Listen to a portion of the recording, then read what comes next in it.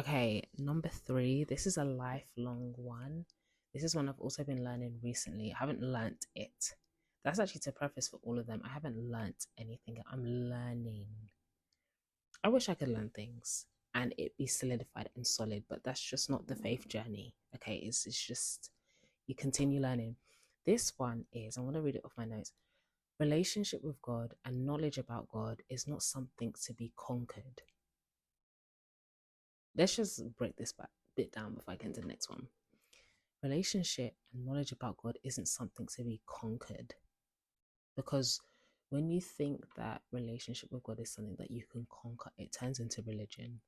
And I think I find myself slipping into this because I'm so eager to know more about God and so eager to have these experiences with God and just grow deeper in my faith. And I actually had a prophetic warning from God that He gave me, because the Lord was sending me dreams and dreams and dreams and dreams like this and last month. But anyway, knowledge about God is not something to be conquered. See it as the word that just came to me is a dance. See your journey with the Lord and your relationship with the Lord as a dance. Like, first you might start off slow and then there's more intricate steps, but it's this journey that is supposed to be not necessarily smooth, but it's a journey, it's a dance, it's a tango together. It's not, I need to know this about God. Like, God is a person. And so with any relationship, depth in relationship takes time. It's not just something that, I read everything about you and now I know everything about you. It's, how do I now turn this knowledge into relationship with you? How do I turn it into conversation? How do I turn it into intimacy? There is no formula for intimacy. God is the one that God is the one that made a space. He made a way for intimacy. We weren't craving intimacy.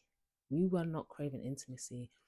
We weren't the ones craving relationship. We weren't even thinking about how could our relationship with God be restored. We weren't even, writing down, okay, God, how do I get back to you? No, like, Jesus made a way. He tore the veil so there wouldn't have to be religion. Like, Jesus made a way for intimacy. And not only that, the Lord has given us His Spirit that we would have fellowship of Him. And I would suggest studying fellowship of the Holy Spirit rather than fellowship with the Holy Spirit, because it's not the same thing. I think that's in, I couldn't tell you what Bible verse it's in. It's in the New Testament. I honestly, I've forgotten the difference between of and with, but it's so much deeper. The of, if you know what, just forget what I said. Go and search up yourself. Yeah, anything outside of the presence of God is religion. You can really make your relationship with God religious. That's something I'm learning and trying not to slip back into religiosity. I think religion is fervency without the presence of God. Once you're in the presence of God, it really changes everything. Being able to have communication with God changes everything. And so, yeah, just remember as you go into this new year, like, relationship is the priority. And you can have the same relationship you have with your brother or with your parent or with your sister or with your friend, with your cousin or with your colleague, like the same relationship that you have with them, where you can talk, you can commune, and where you can learn about each other.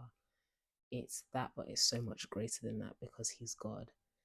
And God is so interesting and I want to know Him more, but I don't want to fall into religious patterns of trying to find Him when the veil's already been torn.